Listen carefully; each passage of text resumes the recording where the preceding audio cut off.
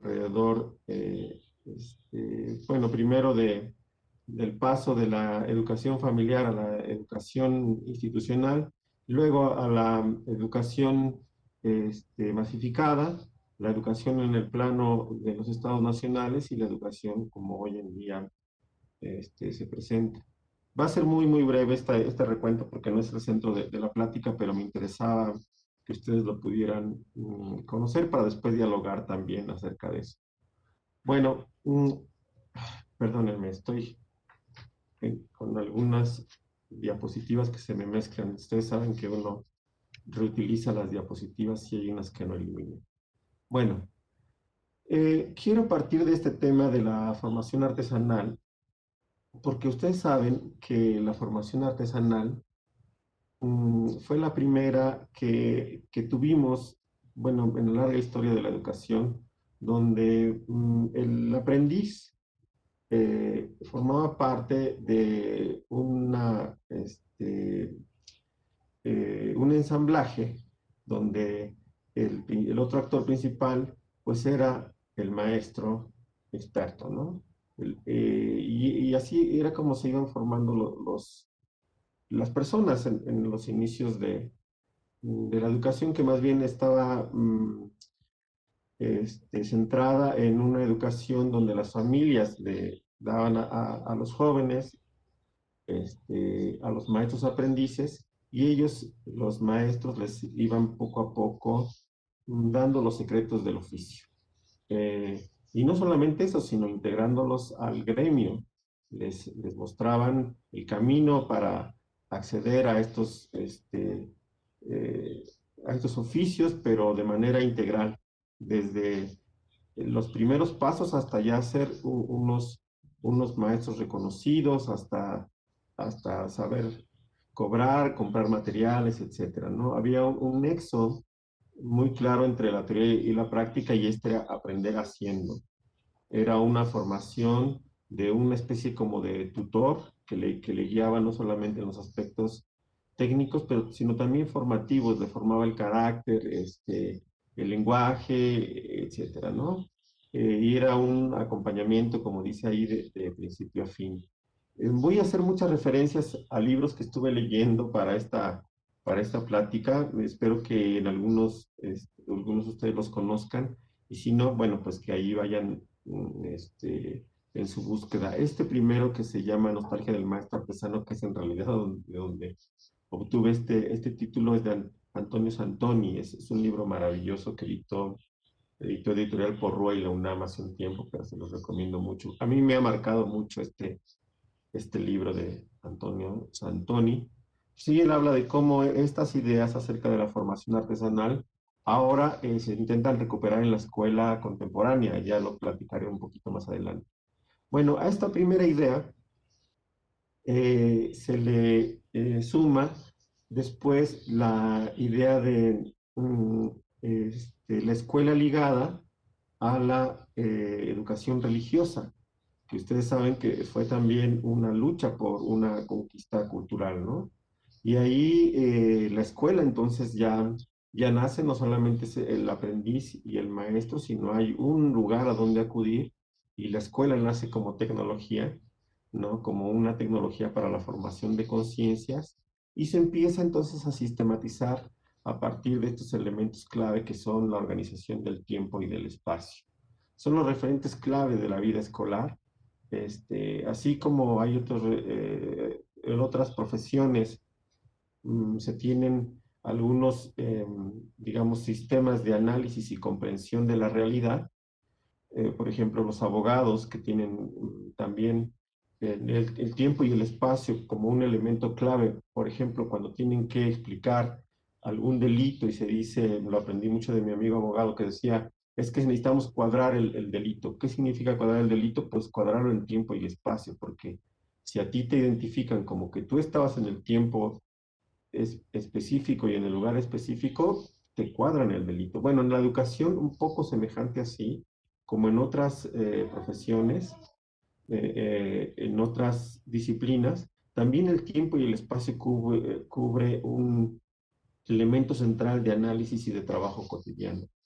Eso proviene de las primeras escuelas que tuvieron que distinguir claramente entre cómo organizar el espacio del docente, los tiempos, las disciplinas, quién hablaba, qué se decía, etcétera. Y bueno, todo eso lo tenemos gracias a esta educación religiosa, que, bueno, sistematizaron en un principio esta escuela ya institucionalizada, pero con una característica muy interesante que era el maestro como autoridad y como influencia moral central, ¿no? Y ahí, bueno, pues en estos tiempos y en estos espacios, la voz y el ruido, el sonido, pues estaba también a cargo del docente. La lectura era un acto fundamentalmente en silencio. Pero lo interesante de eso es que eran aulas de una sola habitación. Eran escuelas así amplias, donde todos estaban sentados alrededor del maestro, pero eran escuelas amplias, de espacios compartidos.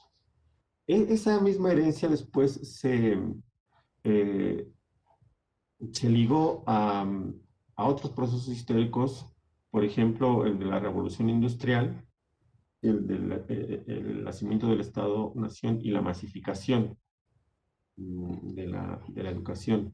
Recuerden ustedes que se requería sacar a las personas de la indigencia, tenían que estar en la escuela, se requería generar fuerza de trabajo y también apuntalar la identidad nacional. Entonces ustedes tienen ahí un aula pues muy parecida en organización de tiempos y de espacios a las aulas de la educación religiosa. Nada más que acá, en lugar de los símbolos religiosos, pues estaban los símbolos del Estado-Nación. Ustedes pueden ver ahí muy bien esas fotografías maravillosas del archivo Casasola y de otros fotógrafos geniales. Bueno, pues el mapa de la República Mexicana, los héroes arriba, pero también al lado figuras de estos peces, por ejemplo, del alfabeto y demás. Entonces, la idea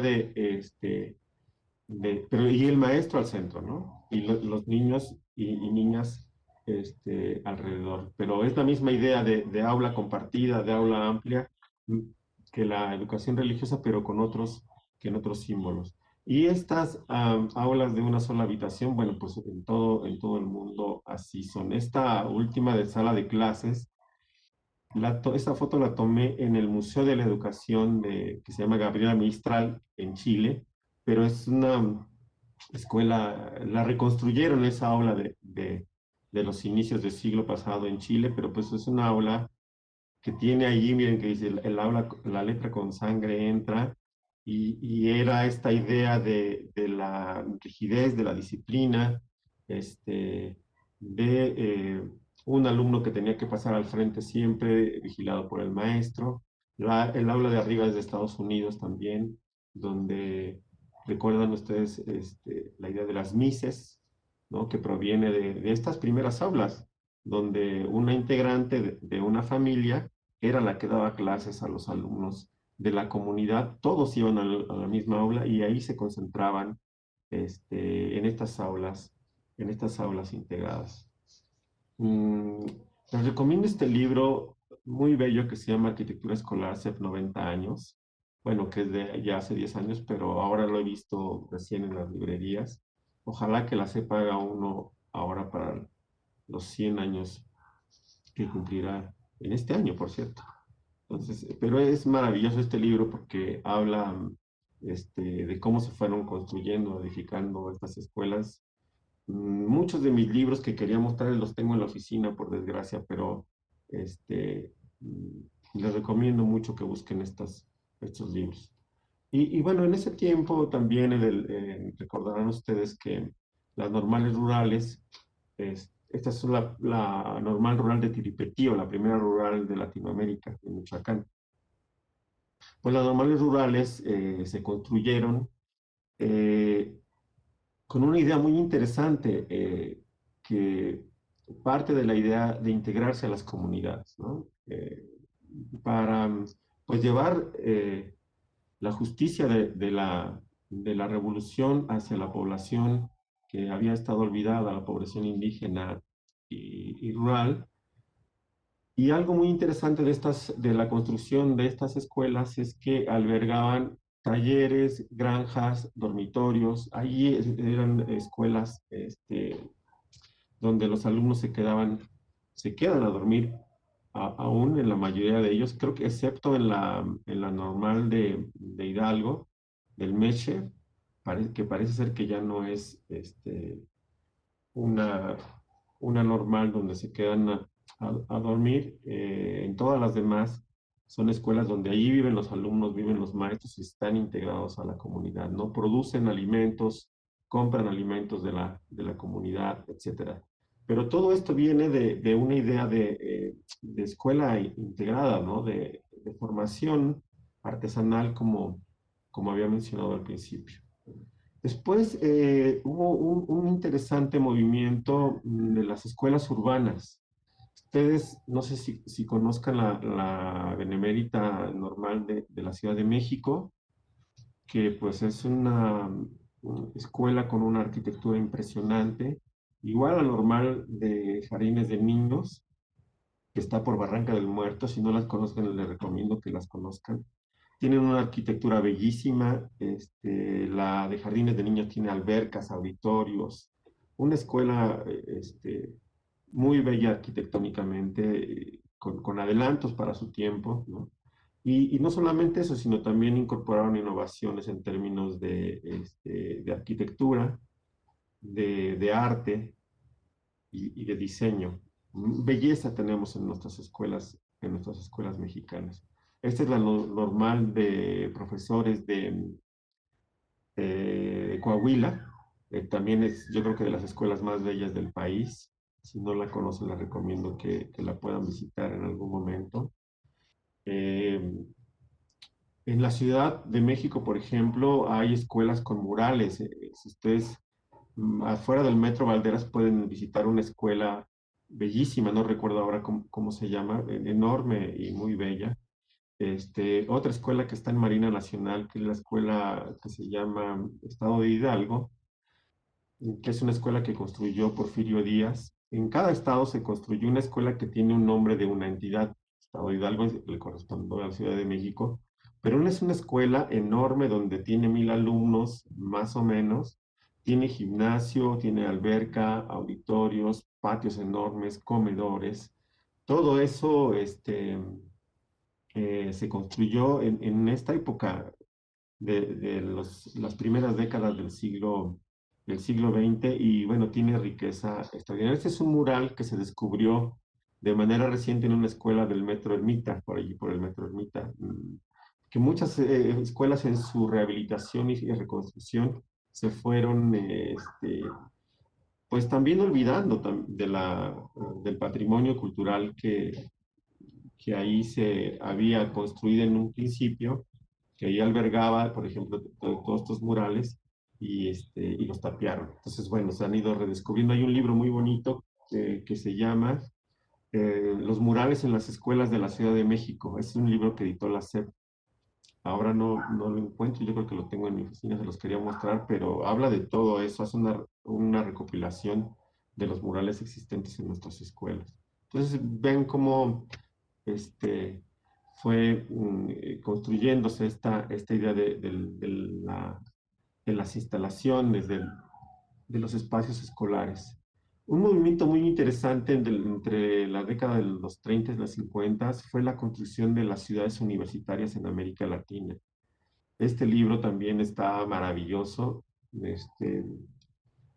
Bueno, introdujeron este concepto revolucionario en su momento de combinar arquitectura y urbanismo, ¿no? Donde las grandes ciudades universitarias, bueno, combinaban con espacios de reservas ecológicas, como el caso de Ciudad Universitaria, o también colindaban con el mar, eh, por ejemplo, en el caso de ciudades de Caracas, Santo Domingo, Buenos Aires, Sao Paulo, también con grandes extensiones de ríos, en fin, pero revolucionaron la arquitectura. Este, y introdujeron un elemento muy interesante que es el de sacar a las instituciones mm, de mayor fuerza intelectual del país del centro de las ciudades, ¿no? Ya no estaban como, recuerdan ustedes, la primera universidad de México que estaba en el centro de la ciudad, la sacaron hacia los lugares donde hubiera mucho más territorio, donde hubiera una integración del medio natural con un concepto revolucionario de arquitectura, donde hubiera deporte, cultura, ciencia, recreación, etcétera. Ese es algo, un aporte muy interesante de Latinoamérica en términos de construcción de escuelas.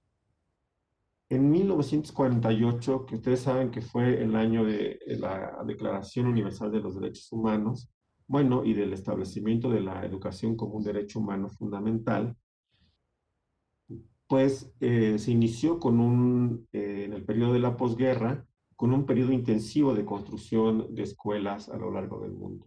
Y México fue puntal en América Latina para dotar de instalaciones a la región y a otras partes del mundo también.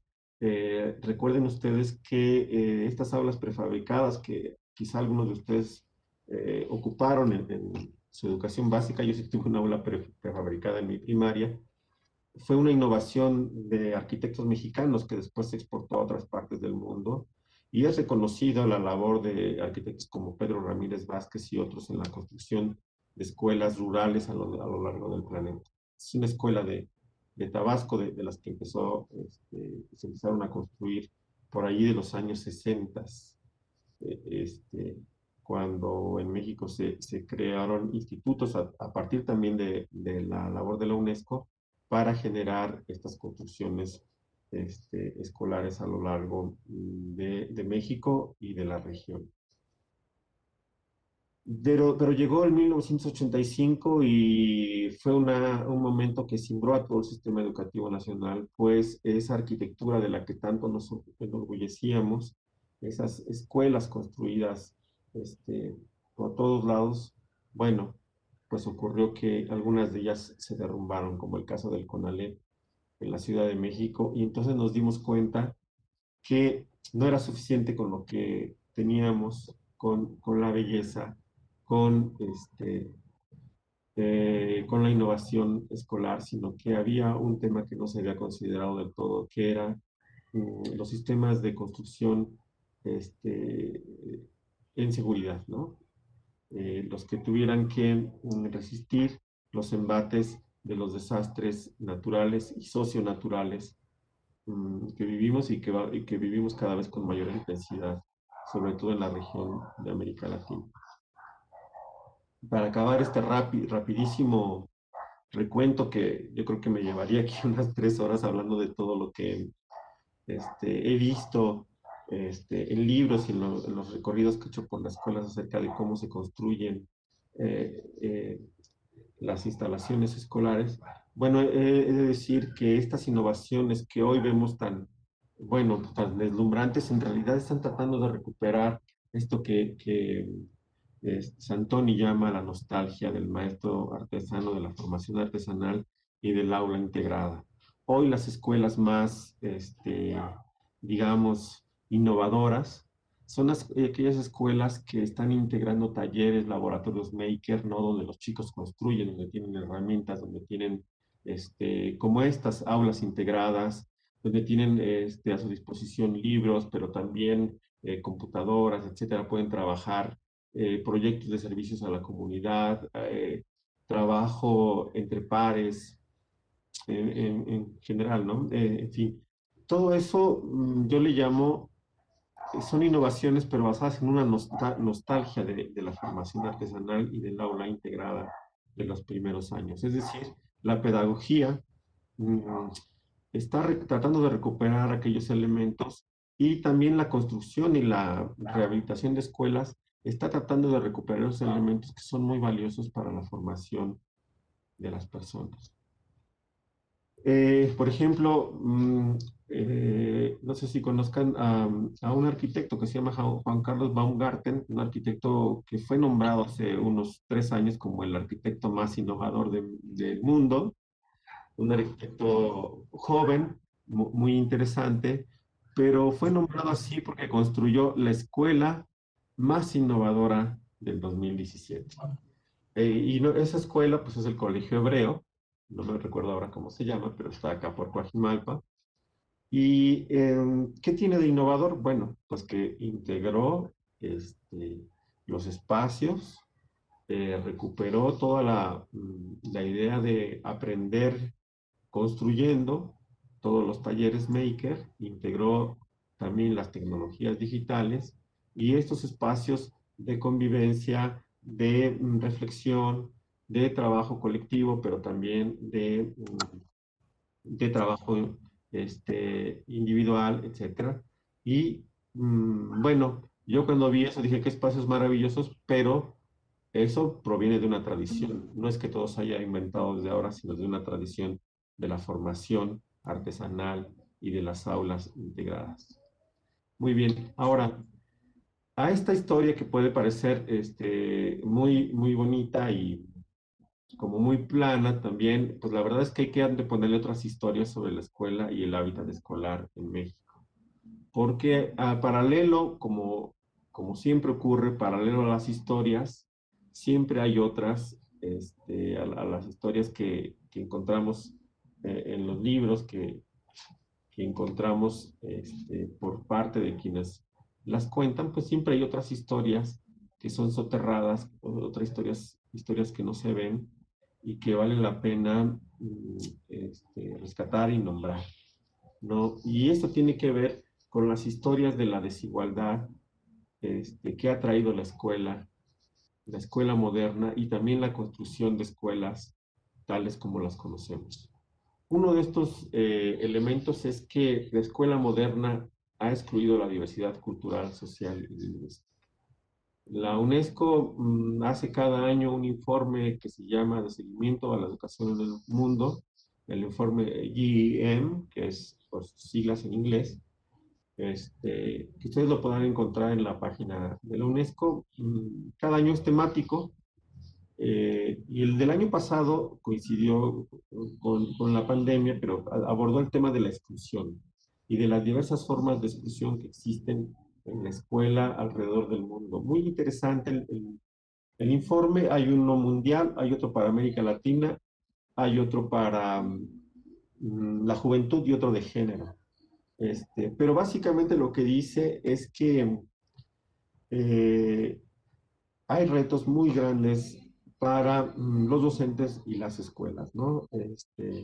Porque los niños no están aprendiendo en su lengua materna en un porcentaje bastante grande, que es aproximadamente el 35%, en América Latina se refiere, ¿no?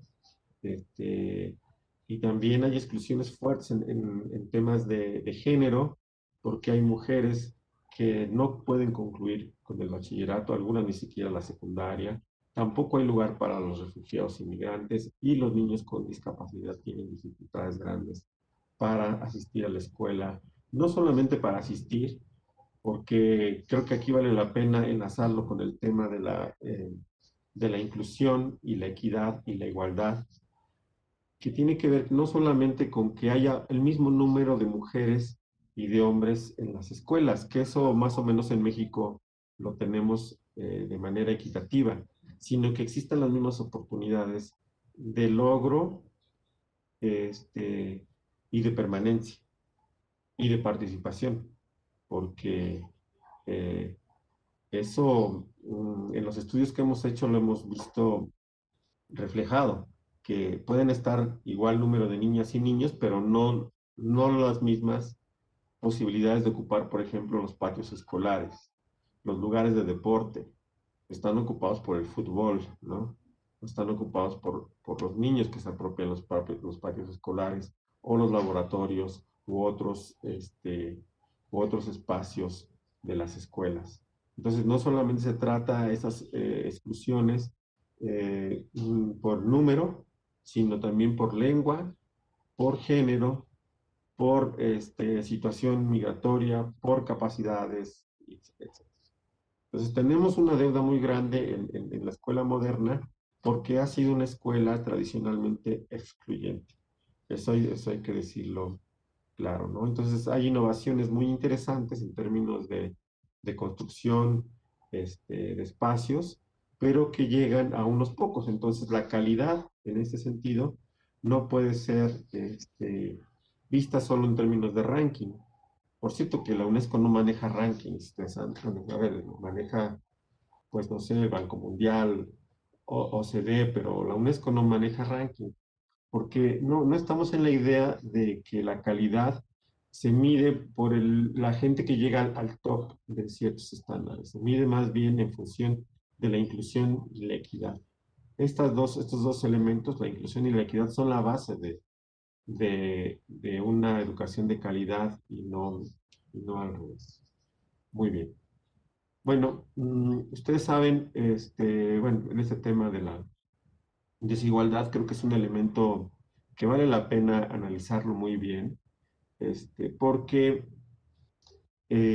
América Latina y el Caribe y México, pues también es un gran ejemplo de eso, es la región más desigual del mundo. O sea, no podemos trabajar ningún tema, el que ustedes quieran desde el punto de vista de la educación, sin hacer referencia a la desigualdad. Es un tema clave, transversal, y bueno, en la construcción de escuelas, en el diseño, en la habilitación, en la distribución de los espacios, también es un tema fundamental. Bueno, el otro tema que también está fuera de esta historia, que bueno, ya un poco lo mostré en el tema del terremoto, es que las escuelas, como pudimos ver ahora también con la pandemia, y con los terremotos del 2017 y las inundaciones y demás, no están del todo prevenidas contra situaciones de desastre y emergencia, ¿no? Estos son los elementos de una educación para situaciones de emergencia que nosotros estamos trabajando desde la UNESCO. Podrán consultar esta guía que se llama Reconstruir sin ladrillos y tiene la función de trabajar en los planteles en temas de prevención, atención y recuperación después de situaciones de crisis, ¿no? Integrando esos elementos de garantizar la vida como elemento sustancial, pero también los aspectos socioemocionales, pero también el rediseño de los sistemas con uso de las tecnologías y fortalecer a las comunidades. Bueno, todo lo que estamos viendo ahora por la pandemia, pero que no estábamos del todo trabajándolo en los planteles. Ese es otro de los temas que quería comentar. Otro asunto importante es que se piensa que una escuela de calidad es la que tiene más metros de construcción, pero no necesariamente es eso. No solamente es hormigón, es acero, sino escuelas que estén en armonía con el medio ambiente. Les invito a que conozcan la obra del arquitecto Oscar Hagerman, muy interesante porque la esposa de Hagerman es educadora. Entonces, entre los dos han hecho muchas escuelas rurales a lo largo de México y han diseñado mobiliario escolar, aprovechando los materiales disponibles en las comunidades. Esta es una escuela muy interesante. Ustedes podrán ver en los techos este sistema de ventilación, los materiales con que están construidas las escuelas, en fin, una arquitectura muy interesante. Yo tuve oportunidad de conocer el año pasado al arquitecto. Es una leyenda viviente de la arquitectura escolar en México. Un tema, bueno, antes de pasar a eso, quiero decir que este tema de la relación con el medio ambiente, pues tiene que ver con el asunto del desarrollo sostenible, sustentable y sostenible, que es un tema sustancial hoy para la Agenda 2030 y por supuesto para la educación, ¿no? Entonces, ¿cómo pensar escuelas para el desarrollo sostenible? Ese es un tema fundamental de hoy en día de política educativa, pero no solamente de eso, también de los diseñadores, también de los educadores y de los padres y de los niños. Ahora voy a comentar un poco más de eso. Un tema muy preocupante es que las escuelas se están aislando de la comunidad. Hace poco pasé por mi escuela primaria con mucha nostalgia y pues la vi toda enmurallada. Mi secundaria también, antes podíamos pasar ahí, las mamás podían pasar la comida de los niños, ¿no? A la hora del recreo. Ahora no se puede hacer eso, no te puedes tú acercar a la escuela a saber qué está pasando dentro porque las escuelas son verdaderos búnkers, ¿no? Se ha incrementado mucho la violencia dentro y fuera y el contacto físico pues se ha limitado. Tú no puedes tocar a un alumno porque pues, te meten inmediatamente, te remiten, ¿no? Eh, las escuelas están con bardas cada vez más altas, con seguridad, con cámaras de seguridad. En Estados Unidos incluso se había planteado que los maestros pudieran estar armados, las patrullas cerca, en fin, la escuela ha dejado de ser ese centro de las comunidades, sobre todo en las ciudades, ¿no? En las zonas rurales aún sigue habiendo escuelas abiertas a la comunidad, sin embargo, esto de la inseguridad les está tocando fuerte. Todavía en el 2019 estuve en una comunidad en Yucatán y bueno, pues era una escuela de preescolar y el día anterior, que era fin de semana, pues acababan de meter a robar y hacer destrozos en las escuelas, ¿no? Se roban computadoras, se roban hasta los aires acondicionados, etcétera. Entonces está fuerte el tema de la inseguridad y eso ha propiciado que las escuelas en su construcción estén privilegiando este tema de estar cerrados hacia las comunidades. Las escuelas particulares ni se diga, o sea, nunca sabes qué ocurre dentro de ellas. Otro tema muy interesante es el de la tecnología, que está ganando terreno al aprendizaje escolar, ¿no? Eh, Hay un asunto que se le han denominado la economía de la atención y ahora estoy leyendo algo que se llama economía de la información, eh, pues que básicamente se trata de lo que hace la industria tecnológica actual para mantenernos conectados a los dispositivos digitales entre 7 y 9 horas diarias, ¿no?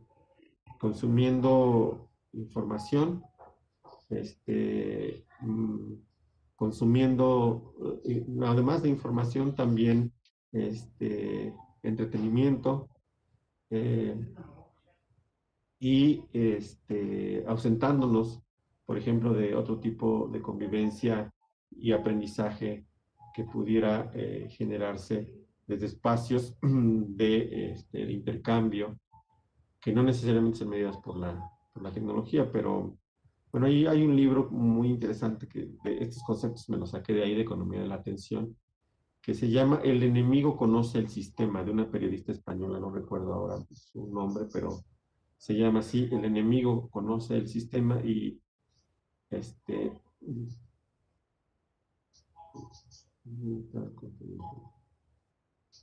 les recomiendo que lo busquen para que vean cómo estamos siendo cada vez más llevados hacia este tema de economía de la atención. Se dice que ahora sí que los grandes genios o las mejores mentes están abocadas a ver cómo consumimos cada vez más tiempo en el uso de las redes sociales, ¿no? O también cómo creo que se gastaron 10.000 millones de dólares en el diseño del iPhone, ¿no? En el diseño, no en la manufactura, sino en la investigación. Entonces hay muchos miles de millones gastados en eso. Y bueno, pues eso ha traído como consecuencia que pues también estemos metidos mucho tiempo en ello, pero otros asuntos relacionados con lo que se llama la alfabetización mediática e informacional, que la mayoría de las personas no posee y que es la capacidad para identificar cuando una información es inadecuada, cuando hay fake news o cuando nos están llevando hacia terrenos del extremismo, ¿no?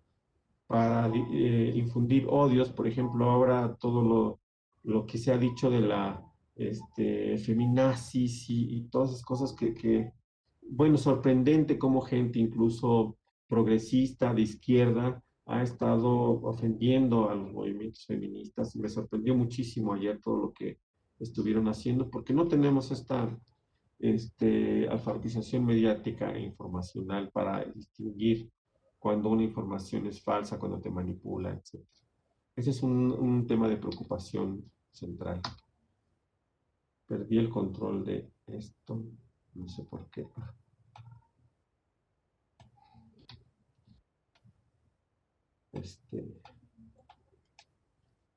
No sé por qué perdí el control de esto. ¿Alguien pudiera eh, ayudarme a pasar a la siguiente diapositiva? Me puse en modo escritorio. Déjame ver si puedo hacer algo. Ah, ya. De acuerdo. Ya. Bueno, otra preocupación también de esta historia olvidada es que la escuela no se reduce a las instalaciones por muy bellas y atractivas que sean, sino una escuela se distingue sobre todo por la manera como se gestiona y el tiempo y el espacio arquitectónico, lo que comentaba hace rato de los referentes claves de la organización escolar. El espacio físico requiere entonces apropiación, uso, resignificación, gestión, cuidado. Un espacio no se construye solo por las reglas, porque eso también hay mucho en las escuelas mexicanas. Perdónenme esos signos que no puse esas faltas de dedazos y demás. Este, bueno, pero ustedes saben que la escuela, y la escuela en México sobre todo, está definida por un tema muy fuerte, que es el tema de la disciplina. El antiguo INE, el Instituto Nacional de Evaluación de la Educación, sacó un informe muy interesante sobre los reglamentos escolares y todos son prohibitivos, ¿eh? No puedes correr, no puedes gritar, no puedes parar, no puedes abrir la puerta, no puedes salir al baño, o sea, todo basado en un no, no, no, en un no derecho. Entonces, parece que la escuela, una buena escuela se cimentara en los reglamentos y se cimentaran las instalaciones, como si eso diera el sentido de una escuela. Entonces, ¿cómo que es una buena escuela? Pues aquella que tiene buenas instalaciones y aquella que tiene unos buenos reglamentos, ¿no? Y donde existe orden, disciplina, etc. Sí, eso hay que salir de esa idea de escuela, eso no es lo que se está persiguiendo.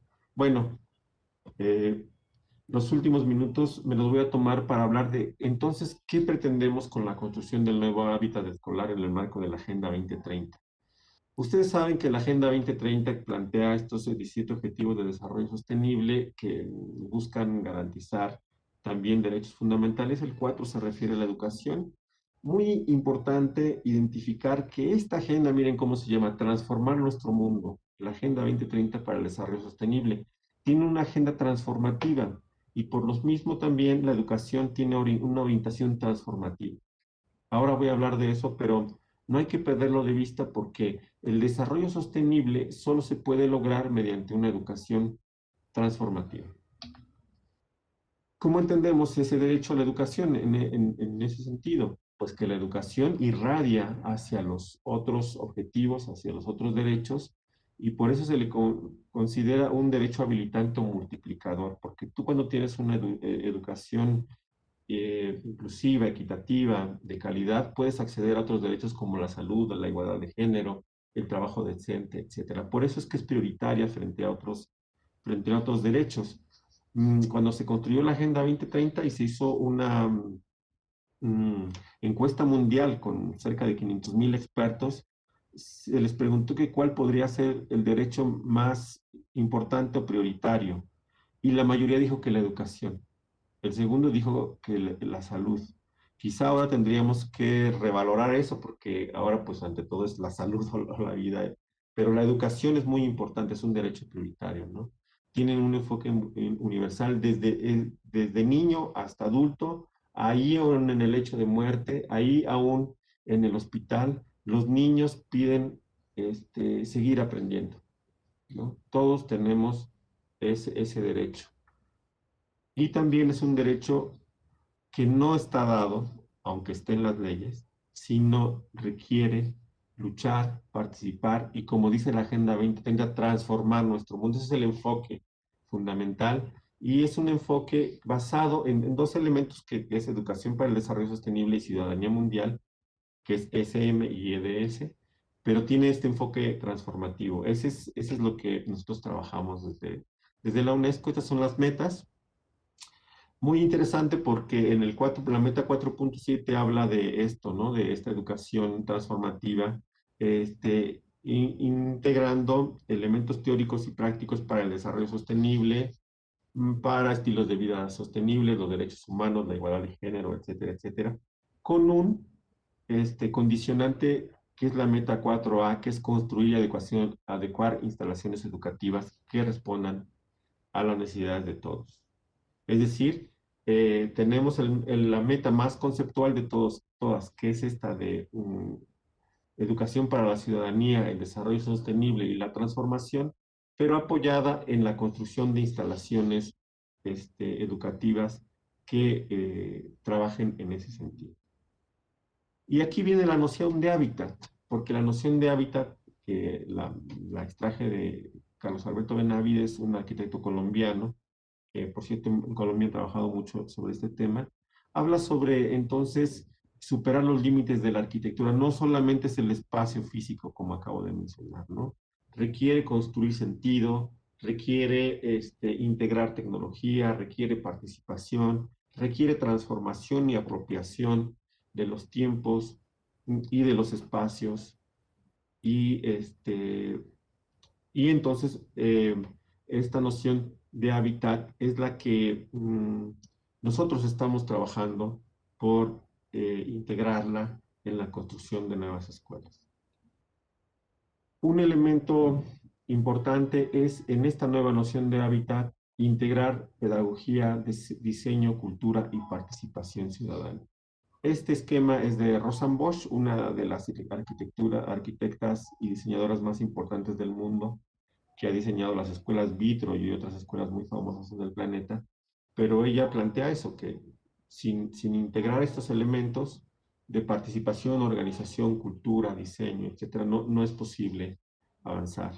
Les recomiendo mucho este libro de Claudia Garduño, es una maestra de la UNAM, con la que he tenido oportunidad de trabajar con ella y con su grupo de posgrado de arquitectura y de diseño industrial de la UNAM, este libro que ella llama El diseño como libertad en práctica, un poco como Paulo Freire, como ella habla como Paulo Freire que habla que la educación como práctica de la libertad, ella dice el diseño como libertad en práctica. Muy interesante de cómo el diseño puede generar mayores capacidades y ampliar la libertad de las personas para construir su futuro.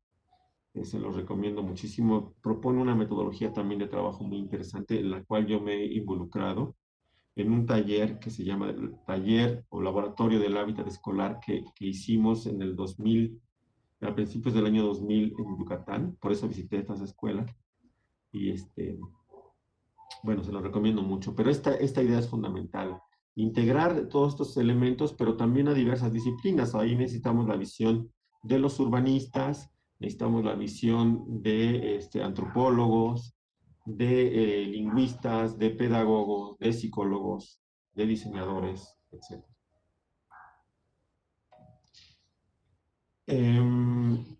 Esto no. Lo otro es que tenemos que diseñar escuelas orientadas a la participación transformadora y responsable. Con ese enfoque que les comenté arriba, la UNESCO está promoviendo formar a las estudiantes para impulsar la conciencia, la participación, el empoderamiento, el activismo en favor del desarrollo sostenible y la ciudadanía mundial. Estos son algunos documentos que ustedes pueden consultar que ha sacado la UNESCO en los últimos tiempos, pero si ustedes pueden ver, está el enfoque allí, ¿no? Como en esta participación transformadora, en el empoderamiento para crear sociedades justas, sin justicia, sin una idea de justicia, ningún espacio puede ser de convivencia pacífica y de convertir a los niños, a las niñas, a los jóvenes en activistas para acelerar el cambio social. Se puede escuchar muy, muy incendiario, pero no es así. O sea, de lo que se trata es de generar conciencia, participación y acción comunitaria, no solamente desde lo local, sino también pensando en los grandes problemas problemas globales. También, bueno, esto es un ejemplo de cómo opera la educación transformadora que les he comentado desde el principio, desde elementos menos desafiantes basándose en la acción individual, desde la conciencia de mis actos, desde mi relación con los demás, hasta acciones más amplias, por ejemplo, de desobediencia civil, de modificación de las instituciones, etc. O sea, si realmente se requiere se quiere hacer una transformación de aquí al 2030 o al 2050, se requiere que los estudiantes puedan operar en la transformación, ¿no? No solamente conocimientos, sino también capacidades para transformar su comunidad, empezando por su comunidad escolar, por su aula, por su relación con los y las demás, y también pensando en transformaciones amplias. Esa es la perspectiva de la UNESCO actual. En ese sentido, los estudiantes deben saber intervenir sus espacios arquitectónicos, no solamente ser usuarios, no solamente considerarlo como sujetos de derechos a los cuales se les tiene que otorgar cosas, beneficios, sino se tiene que pensar en los estudiantes también como personas participantes que pueden tomar decisiones y que pueden rediseñar sus propios espacios. Esta es una escuela de Querétaro, una biblioteca, en la que los alumnos no se acercaban a la biblioteca. Entonces, un arquitecto muy interesante que se llama Gerardo Martínez, que fue a hacer su servicio social ahí y dijo, no, pues a ver, yo tengo que hacer algo para que los chicos se acerquen a las escuelas. Y como parte de su servicio social les enseñó a hacer diseño, les enseñó a hacer pintura, a construir, y bueno, los chicos hicieron cosas maravillosas. En esta misma comunidad los padres se integraron y hicieron esto que se llama la serpiente, que es un camino como con ese diseño, si ustedes pueden ver. Muy interesante lo que me dijo, bueno, lo que expuso Gerardo Martínez en un foro que tuvimos, porque él dijo, yo regresé después de mi servicio social como 5 años a la escuela y me encontré con que toda la escuela estaba rediseñada por los alumnos y por los padres. Entonces, no todo es cuestión de dinero y de grandes instalaciones y que lleguen el hormigón, etcétera, sino que la propia comunidad pueda intervenir en los espacios para rehabilitarlos. Otro tema importante es que los docentes, los y las docentes tienen que ampliar sus perspectivas sobre el aprendizaje, porque si siguen pensando que todo se aprende de la misma manera, como nos enseñaron, va a ser muy difícil que podamos modificar los espacios. Entonces hay que integrar nuevas formas, un pensamiento más sistémico. Hay que integrar, por ejemplo, todo lo del construccionismo, que ya vimos que no es tan nuevo, sino viene desde siglos atrás. El conectivismo, que ahora que está pues tan en boga con todo el tema de la inteligencia artificial y otros recursos. Por cierto, la UNESCO tiene un documento muy interesante que les recomiendo, que es la ética en la educación artificial, que es el principal tema de discusión que tenemos, ¿no? ¿Cómo se tiene que usar éticamente la inteligencia artificial en la educación? Y vamos a tener un evento, yo creo que dentro de un mes, sobre ese tema. Hay que integrar todo el aprendizaje en servicio, proyectos de impacto social, etcétera, ¿no? Las habilidades técnicas, en fin, todas esas perspectivas sobre el aprendizaje que seguro ustedes revisarán. Hay que integrar esto que le han llamado la arquitectura, neuroarquitectura, que tiene que ver con diseñar una escuela con nueva arquitectura cognitiva y emocional, ¿no? Integrar estética y bienestar. La belleza importa, la belleza es muy importante, el bienestar, el confort. Y todo esto que ha hablado, por ejemplo, del tiempo y el espacio, hay un ciberfilósofo que se lo recomiendo mucho que se llama Alejandro Pisitelli, quizá ustedes lo han de conocer, que habla del hackeo pedagógico, de cómo hackear los principales referentes de organización escolar, que son el tiempo y el espacio. De él aprendí eso.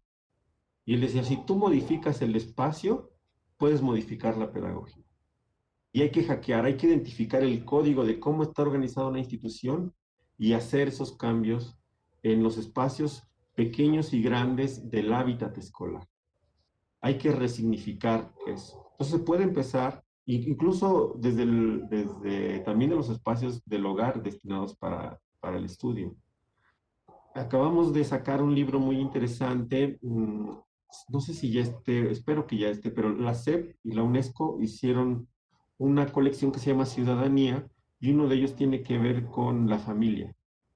Y entonces ahí la autora, una maestra muy sabia, le llamo yo, de la UAM, ahora no recuerdo su nombre, ahorita lo busco y se los digo, habla de cómo buscar el espacio de intimidad dentro de las escuelas y de las familias para que se pueda uno concentrar, este, aprender, conectar con uno mismo, etcétera. Muy importante este tema del bienestar y de la estética. No se puede aprender en cualquier lugar, eso es claro, ¿no? Si uno está pues en la mesa de la comida, pero pues también con un solo celular y con el hermanito encima, y es imposible. Entonces, bueno, ella da en ese libro algunas ideas de cómo en las escuelas y en las familias se pueden integrar, aunque la escuela, las casas sean modesta, este, se pueden integrar espacios para poder tener este bienestar emocional necesario para aprender.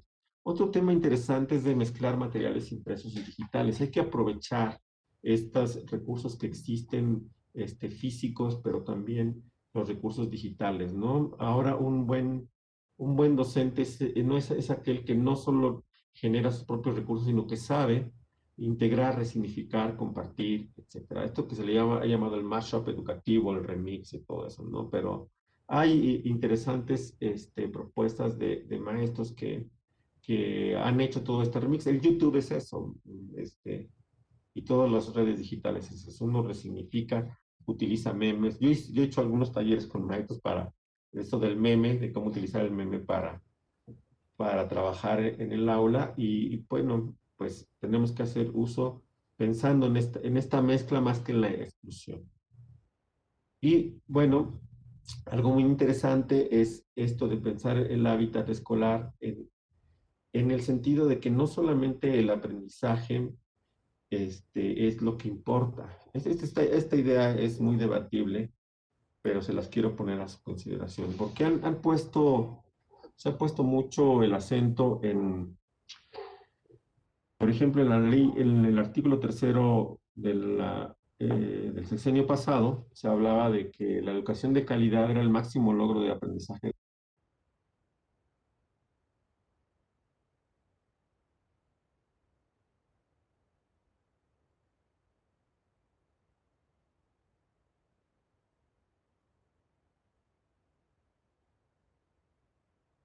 Se desconectó el profesor, maestra Maricruz. Sí, eso estoy viendo, pero espero que podamos recuperar. Yo quisiera ir comentando algunos aspectos. Lamentablemente ha sido un día muy, muy complicado.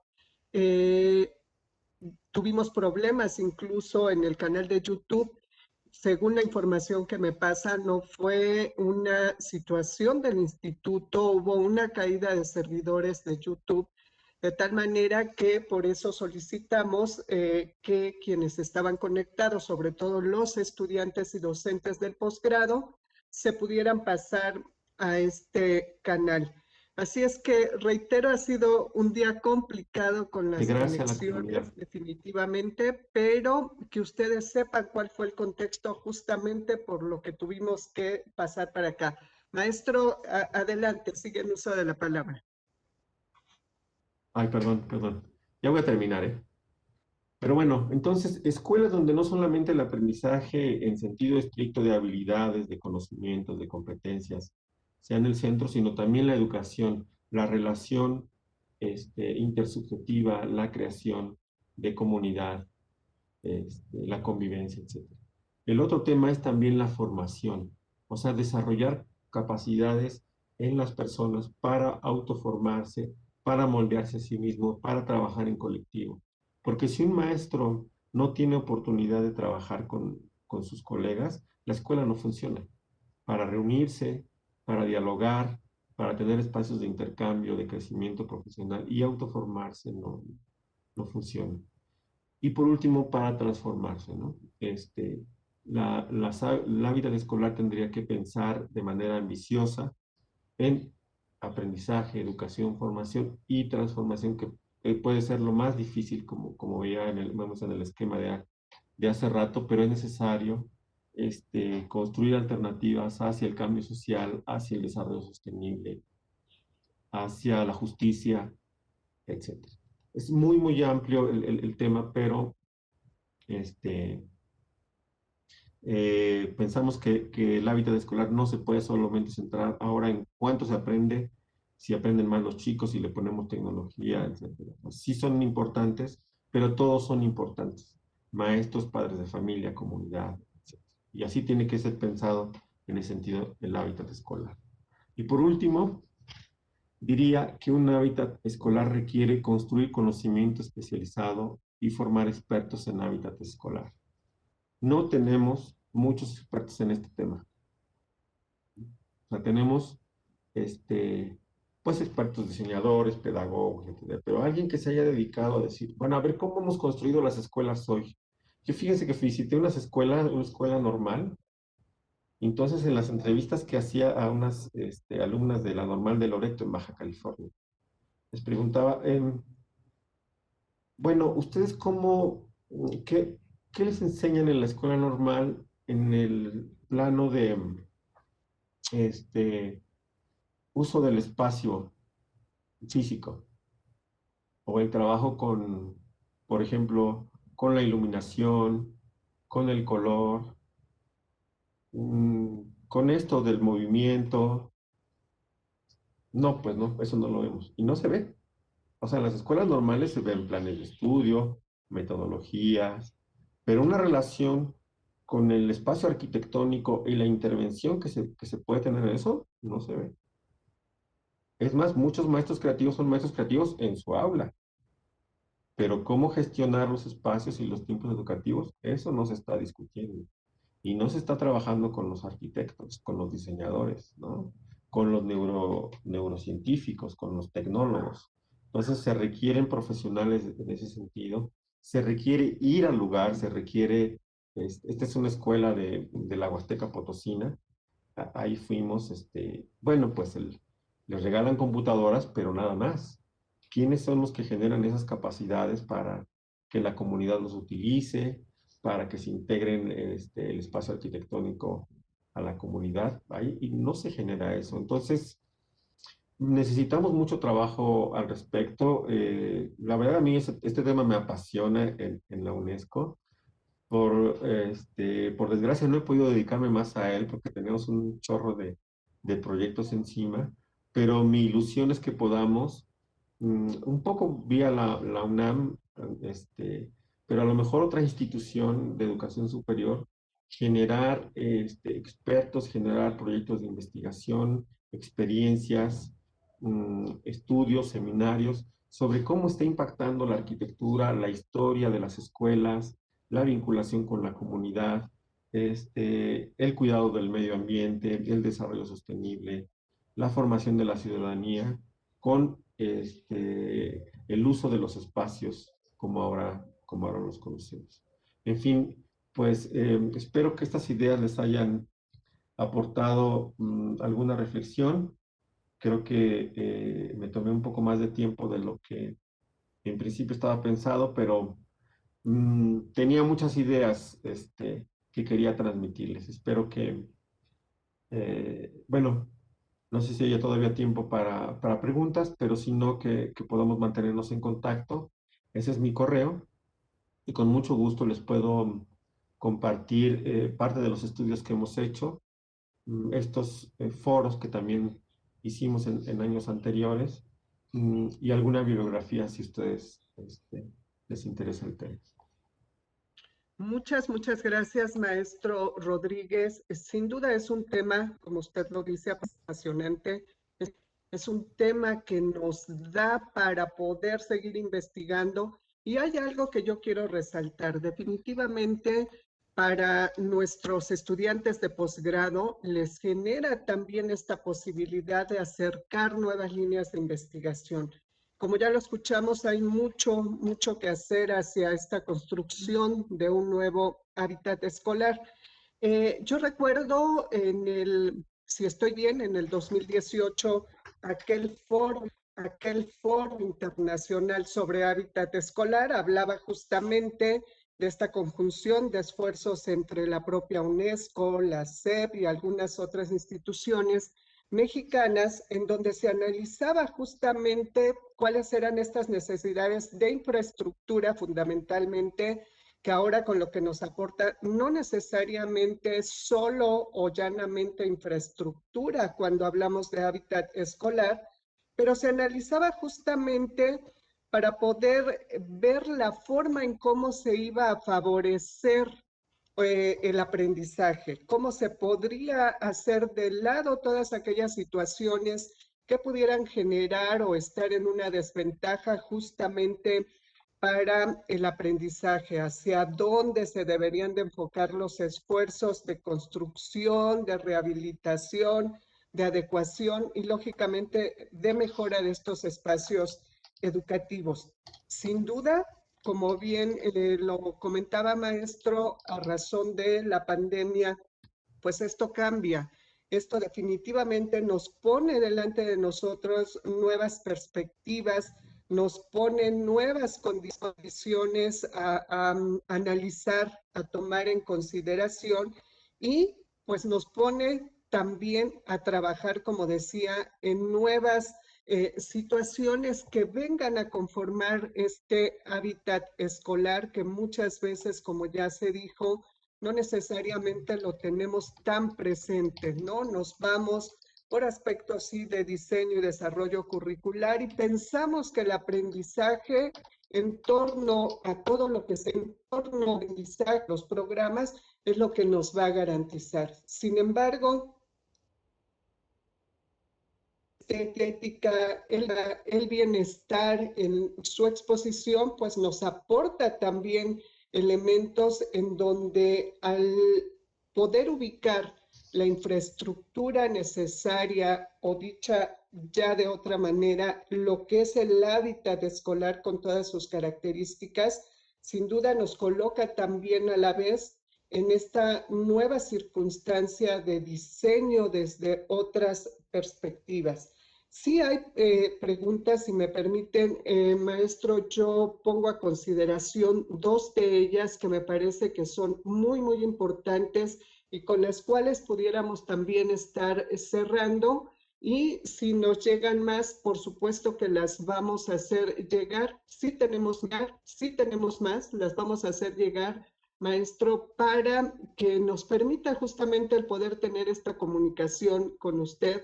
Sería muy bueno el poder generar algún proyecto de manera conjunta, como ya lo señaló. Así es que, bueno, pues el instituto está en esa condición, está con nosotros la coordinadora de investigación tomando nota justamente para ello y por supuesto que daremos seguimiento. Hay una pregunta, maestro, doctora Magdalena Villalobos, si habrá una arquitectura de escuelas privadas y otra arquitectura para escuelas públicas, dependiendo de dónde se ubiquen geográficamente. Y otra pregunta también que me parece de fundamental importancia que nos plantea la maestra Monte, que nos plantea ese andamiaje de los espacios físicos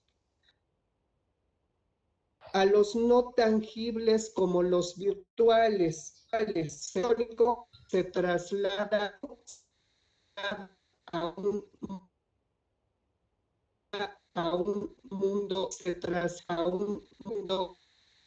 dar paso justamente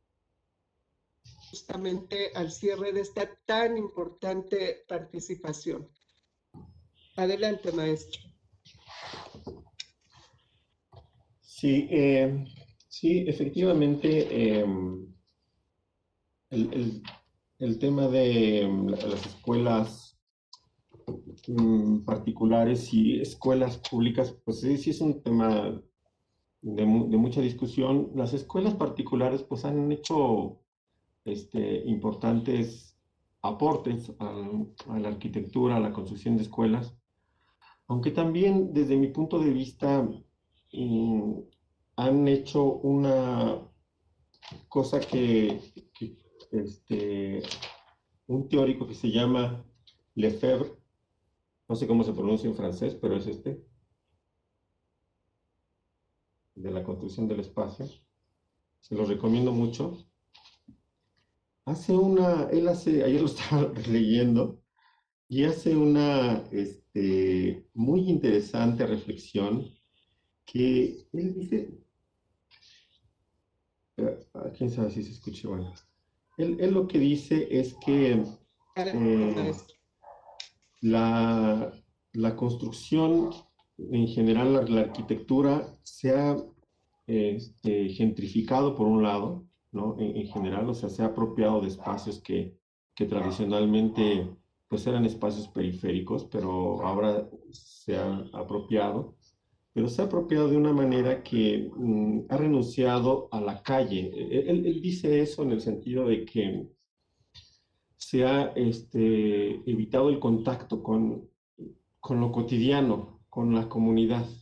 Ahora parece que la arquitectura, que lo más importante es esta planificación exacta, esta reglamentación del espacio, donde cada uno tenga su propio lugar y todo sea tan transparente que no haya lugar a que se te meta alguien más, ¿no? Que haya una disrupción.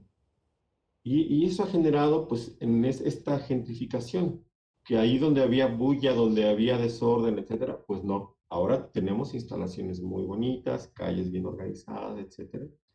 Y lo que ha pasado es que lo que se suponía que esta idea de innovación y de cambio que traería pues la arquitectura contemporánea, pues se ha vuelto,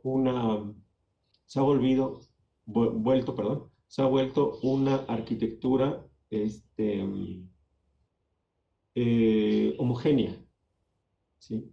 Donde parece que tener una buena escuela es casi lo mismo. Es esta idea de los no lugares de este antropólogo Marc Augé, no sé cómo se pronuncia, este antropólogo francés que habla sobre los no lugares, que es que uno está en un aeropuerto de Chile o de la Ciudad de México o de cualquier país y es lo mismo. O está en un hotel de Cancún o de Ixtapa, y es lo mismo, ¿no? Porque no, es un no lugar, es un lugar sin identidad. Y lo que ha hecho la arquitectura, por ejemplo, de Oscar Hagerman, es armonizar el lugar, el espacio geográfico con la cultura y con el diseño arquitectónico, ¿no?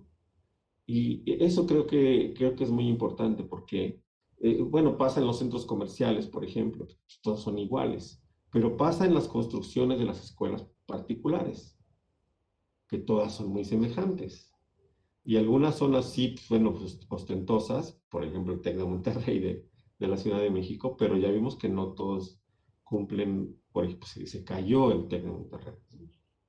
Cuando yo la primera vez que entré, que por cierto fui al gimnasio, me maravillé y de la biblioteca también, pero lo que se ha mostrado es que no todo el concepto de escuela está en función de esas macroinstalaciones, ¿no?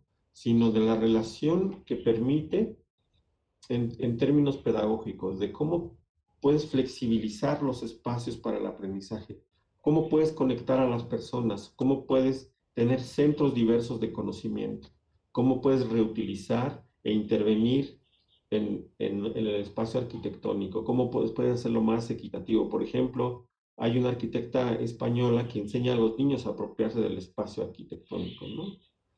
Que enseña a hacer más equitativos los, los patios escolares. Hay un proyecto que se llama así Patio Escolar, no sé si lo han visto, pero pues es eso, que enseñan a reapropiarse de los tiempos y los espacios. Entonces, no nos dejemos deslumbrar por las escuelas y también pensemos en el asunto del desarrollo sostenible, porque no todo, por ejemplo, tiene que ver con los aires acondicionados, ¿no? Ahora las arquitecturas están por ejemplo, en estas ideas de, no me acuerdo mucho, porque yo en realidad soy pedagogo, pero me he interesado en estos temas, pero pues la doble ventilación y los techos altos y el mobiliario también que tiene que ser flexible las ventanas que se pueden convertir en un pizarrón y un corredor escolar que se puede unir, etcétera. O sea, como hay que repensar la escuela en ese sentido, ¿no? Y en ese sentido también repensar a las pedagogías. Entonces, es importante pensar geografías, personas, subjetividades, diseño, pedagogías, todo integrado en eso. Muy difícil porque requiere pensamiento complejo, pero pues el posgrado da esas herramientas, creo yo, ¿no? Entonces, cómo construir esos nuevos modelos de hábitat, pienso que es un temazazo, ¿no? Que pudiéramos desarrollar en México. En algunos otros países han hecho intentos, pero no los han sostenido. En Colombia hay algunos intentos, en Chile, en Argentina, pero en Brasil acaban de sacar un documento, pero yo creo que podemos, pero mucho ligado a la infraestructura, y como dijo usted muy bien, maestra, doctora, pues hay que pasar o unir infraestructura con los demás elementos, ¿no? Y bueno, un gran reto que tenemos es el de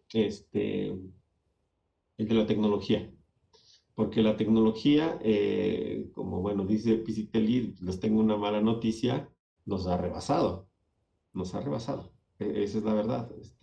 Que las plataformas no fueron hechas para esta función pedagógica, ¿no? Aunque sí hay una pedagogía que nos está llevando hacia otros lados, implícita, pero no es una pedagogía explícita como la que necesitamos generar. Entonces, sí hay que construir andamiajes, como bien utilizan ese término, donde integren tecnología con convivencia, ¿no? Con tecnología este, con apertura de espacios.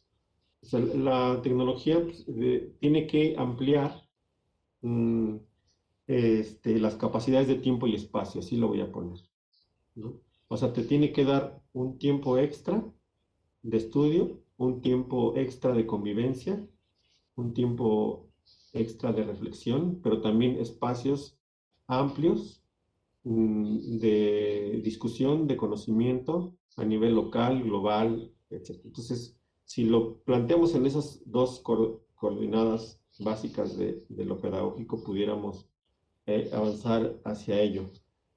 Hay que generar modelos tecnológicos híbridos en ese sentido, ¿no?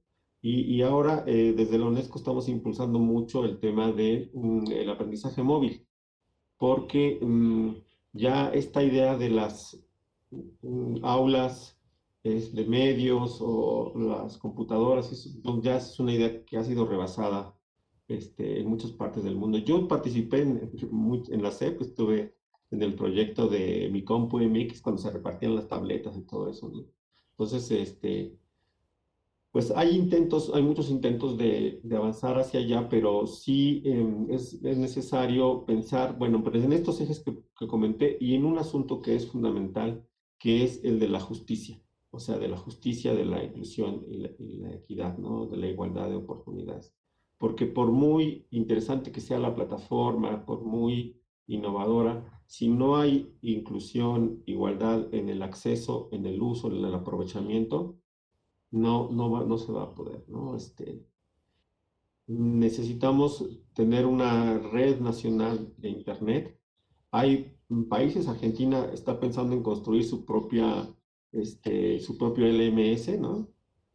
Su propia plataforma nacional de aprendizaje. Otros países como Costa Rica han avanzado un poco en eso, en fin, pero sí tenemos que pensar en una agenda digital nacional que por cierto esa está en stand-by en el país, ¿no? O sea, creo que la pusieron en el Senado, ustedes la pueden buscar como agenda digital, agenda educativa digital, algo así. ya está en el Senado, pero el Senado no la ha aprobado. Pero esa agenda tiene que ver con Internet para todos y aprovechar las tecnologías existentes. Y ahí sobre todo las tecnologías móviles, ¿no? Eso, hacia allá vamos. Y mucha también alfabetización informacional y mediática y también mucha ética en el uso de los datos, ¿no? De todo el tema de la inteligencia artificial. Es todo un tema, ¿eh? Es todo un tema el de la tecnología. Nosotros también estamos en todos los temas relacionados con la educación. Pero yo creo que hay que repensar estas arquitecturas, estos ensamblajes. Esto de ensamblaje es una noción fundamental del diseño. Cómo rediseñamos las pedagogías, cómo rediseñamos las escuelas. Ensamblando, diría Claudia Garduño, esta diseñadora de la UNAM, ensamblando los distintos componentes en algo que haga sentido y sobre todo que dé justicia, que genere opciones de mayor inclusión, de mayor libertad, etc. Pues es un tema complejo, por supuesto, incorporar el tema de lo afectivo, de lo socioemocional, todo eso es muy importante y es labor de muchos. Nada es labor de un genio o de una genia, ¿no? Hace poco escuché al nuevo director de materiales educativos de la SEP decir que ya bastaba que los libros se hicieran por una sola persona. Eso no es así. Los libros de texto no se hacen por una sola persona, se hacen por un montón de personas. Así como las escuelas se hacen por un montón de personas y no solamente es un maestro, no solamente es un directivo, sino es una construcción colectiva pues, que dota de sentido a las instituciones. Esa es la noción de hábitat que nosotros defendemos, ¿no? Construcción de un hábitat que dé sentido a través de la acción colectiva, transformadora, etcétera, pero con estas ideas de ensamblaje, de articulación y no de exclusión, no de espantarse de que nos está dominando la tecnología, pues sí, pero para eso estamos los profesionales, ¿no? Para readecuar este hábitat escolar. En fin, pues son muchos temas, pero yo espero que las instituciones de educación superior, y así lo veo, me metí a revisar sus programas de posgrado muy interesantes. A lo mejor un día de estos curso uno. Pero están muy bien porque están integrando estos temas de desarrollo sostenible, los temas de tecnología, de ciudadanía, ¿no? Hay que repensar las ciudades, hay que repensar los espacios donde nos estamos educando, ¿no? Yo creo que pues están ustedes ante unos programas muy bonitos y espero que ustedes puedan incorporar estos elementos que nosotros trabajamos desde la UNESCO y ahí estamos a sus órdenes para cuando ustedes necesiten algún documento o quieran, ahora que regresemos los podemos invitar a nuestra pequeña oficina o nosotros también acudir. Con mucho gusto, estamos a la orden allí, no solamente en la UNESCO México, sino en la UNESCO Global. Podemos con mucho gusto Muy contactar bien. a quien ustedes necesiten. Muchas gracias. Pues de verdad, muchísimas gracias, maestro. Nos están pidiendo si podría volver a colocar su correo, esta lámina que nos hizo favor de compartir. Y la verdad es que efectivamente, como usted dice, pues se quedan muchos temas todavía solo con una aprobada. Y la intención es esa, que podamos estar, y la intención es esos términos sin duda, o a lo mejor algunos términos que ya eran usados, pero que con esta pandemia y con esta normalidad diferente, sin duda también se tienen que estar transformando, ¿no?